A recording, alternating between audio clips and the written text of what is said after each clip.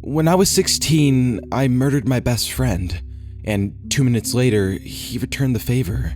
I remember that fateful night as if it were yesterday, and unfortunately, those hateful events will be burned into my memory forever.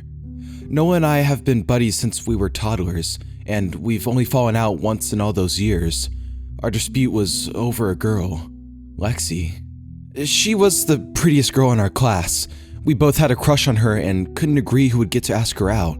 It's so stupid when I look back at it now. But we were dumb teenagers, driven by our hormones and romantic notions.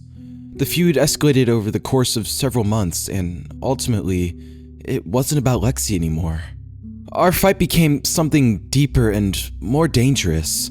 As years of resentment and suppressed anger came boiling to the surface, a fistfight wasn't gonna cut it.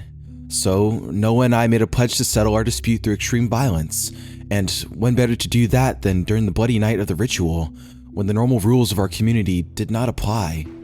I recall trekking through the heavy snow on the edge of the forest, shivering even with my heavy winter clothes. The hunting rifle was in my gloved hands as I searched out my target in the dark, with only the illumination coming from the crescent moon and stars above. I exhaled, seeing my own breath on the cold wind. There was a rustling and a crack of a branch to my right side, and I swung around whilst raising and aiming my rifle. I saw the dark silhouette of a figure just in front of the tree line. I didn't know if it was Noah, not for sure, but it didn't matter.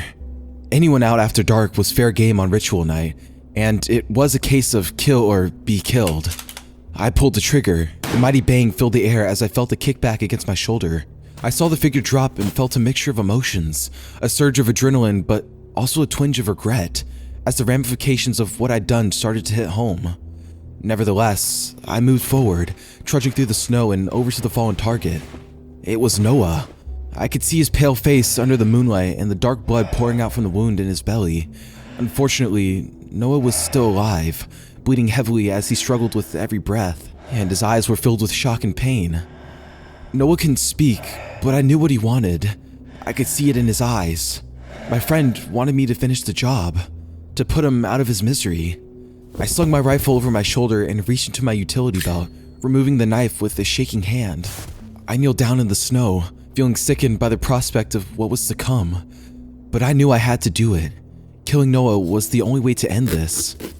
I took the sharp knife and ran it deep across my friend's throat, watching with horror and racked with guilt as I watched Noah choke to death on his own blood. I shed a tear when he finally took his last breath.